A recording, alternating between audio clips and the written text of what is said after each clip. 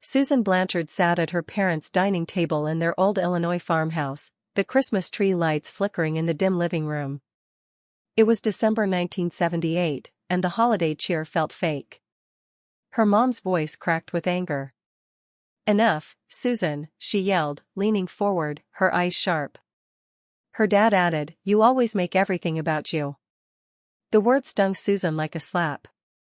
At 32, she was a lawyer in Chicago, but in this house, she was still the daughter who'd abandoned the family farm. The Blanchard farm, handed down for generations, was the heart of their lives in rural Illinois. But it was dying, bills unpaid, equipment broken, crops failing. Susan had moved to Chicago 10 years ago, chasing a law degree her parents called selfish. Her older brother, Jake, stayed, running the farm and earning their endless praise. Susan didn't hate Jake for staying, she hated how nothing she did ever mattered to her parents. Jake was the hero, she was the outsider. Since July, Susan had been sending $2,000 a month to the farm's bank account to help with bills. Jake had begged her not to tell their parents, saying it would shame them. "They'll feel like failures," he'd said. Susan agreed, trusting him. She didn't want to hurt them, and she believed Jake would use the money wisely. But on Christmas Eve, as her mom gushed about Jake's sacrifices, Susan's stomach churned. "Jake's kept us afloat," her mom said, her voice warm with pride. "We'd be lost without him." Susan glanced at Jake across the room, expecting guilt or a nod to her help.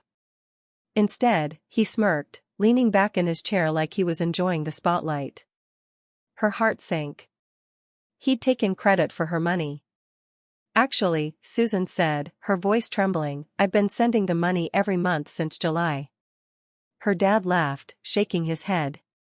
"Don't make up stories, Susan. Jake's been working day and night." "Why say that?" Her mom crossed her arms. "You always want attention, Susan. It's Christmas, can't you behave?" Susan's face burned, anger mixing with shame. "I'm not lying," she said, louder. "I've been putting money in the farm account from Chicago. Every dollar was mine." They ignored her. Her dad waved her off, annoyed. Her mom looked at Jake, who shrugged like he was clueless. Susan turned to him, her voice sharp. "Jake, are you going to lie? You know I've been making those deposits." Jake smirked. "I don't know what you're talking about, Susan." Her blood boiled. Her parents sighed, acting like she was the problem. Susan stood, her chair scraping loudly. "You know the truth, Jake. Those deposits weren't small. You've been letting them think you're a hero while lying. If you don't admit it, I'll go to Chicago tomorrow and get proof." Jake chuckled. "Go ahead, Susan. Waste your time." His smug grin said he thought she'd back down, like always. But Susan was done. She wasn't letting him steal her work anymore. Susan didn't sleep that night. Jake's smirk, her parents' dismissal, burned in her mind. She lay in her childhood bedroom, the creaky bed frame a reminder of years spent trying to please them. As a kid, she'd studied hard, hoping for a good job from her dad. She'd become a lawyer, thinking they'd be proud. Instead, they called her city girl, like it was an insult. Jake, who barely finished high school, was their star because he stayed. By morning, Susan's hurt turned to resolve. She packed her bags, the house still dark. Her mom caught her at the door. "It's Christmas, Susan. Why are you causing trouble?" Her dad muttered from the kitchen, "Always a scene with you." Jake lounged in the living room, grinning like he'd won. Susan didn't reply. She walked out, the cold air biting her face. The drive to Chicago was long, snow dusting the empty roads. Susan gripped the wheel, replaying every time she'd let Jake slide, covering his chores, staying quiet when he took credit for her ideas. She'd sent $12,000 to the farm, money she'd worked overtime to earn, and he'd claimed it as his own. No more. In her Chicago apartment, Susan pulled out her bank records. Each deposit, $2,000, every month, was listed clearly. She'd kept receipts, a habit from her legal work. Now, they were her proof. She called her Aunt Mary, her dad's sister, who'd always been her confidant. "Did you know Jake's taking credit for my money?" Susan asked. Mary sighed. "I heard your mom praising him at the market. I didn't know it was you, but I'm not shocked. They've always favored Jake. You've done so much, Susan, and they don't see it." "They think I'm lying," Susan said. "I'm getting proof." "You're stronger than they know," Mary said. "Show them." Susan also called her friend Lisa, a fellow lawyer. "Jake's been lying about money I sent the farm," Susan explained. "I'm getting bank records." Lisa was furious. "He's stealing your credit? Get those receipts, Susan. If he tries anything, I'll help you legally." When the banks opened after the holidays, Susan went to the Chicago branch. The winter wind stung as she walked inside. A teller, an older man with glasses, smiled. "I need copies of every deposit to the Blanchard farm account since July," Susan said. He returned with a ledger and a clunky machine that printed receipts. Each one showed her name, the date, and $2,000. He handed her the stack. "Anything else, ma'am?" Susan's hand shook as she took them. These were her truth. Susan drove back to the farm, the receipts secured in a folder on the passenger seat. The icy road slowed her, but her anger kept her focused. She thought of Jake's smug face, her parents' blind trust in him. She'd given $12,000 to save their farm, and they'd called her a liar. This ended today. She walked into the farmhouse, the cold clinging to her coat. Her mom was washing dishes, her dad reading at the table, Jake eating an apple by the counter, still smug. Susan dropped the receipts in front of her dad. "Every deposit since July," she said, her voice steady. "My name, the dates, the amounts. I've been saving the farm." Her dad frowned, picking up the papers.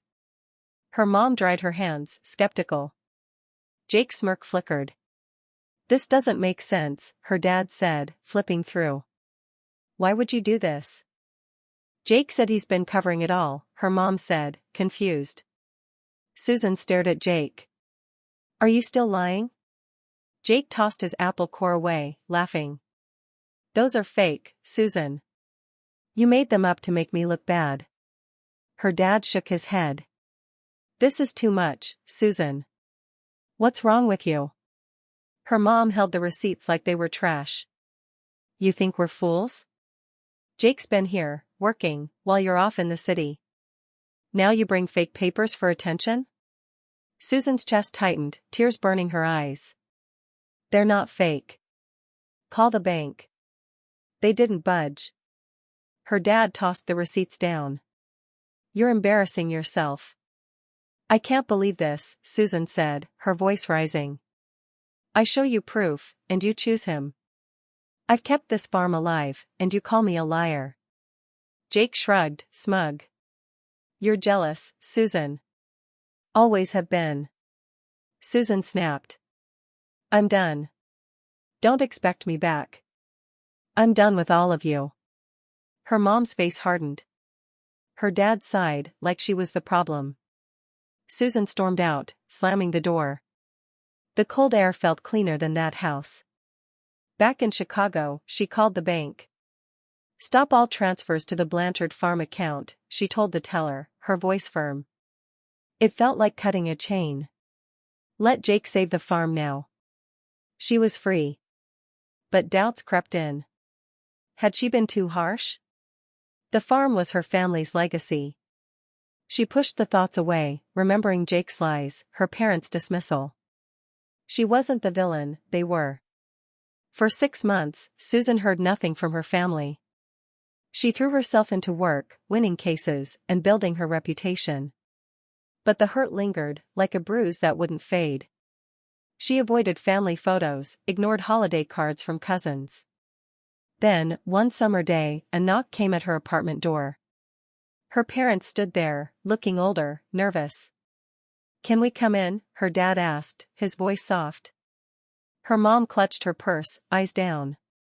Susan hesitated, then let them in. They sat on her couch, awkward. "What do you want?" she asked, arms crossed. Her dad cleared his throat. "Susan, we owe you a big apology." Her mom nodded, voice shaky. "We were wrong. We didn't believe you, and we need to fix this." Susan leaned against a chair. "Keep talking." Her dad sighed. "After you left, the farm fell apart. Bills stacked up, the tractor broke, crops didn't sell. We thought Jake was handling it, but he wasn't. We pushed him, and he admitted you sent the money. You kept us going." Her mom's eyes filled with tears. "We're sorry, Susan. For not believing you, for how we treated you. You didn't deserve it." Susan saw real regret in their faces. "Where's Jake?" she asked, her tone sharp. "He's at the farm," her mom said.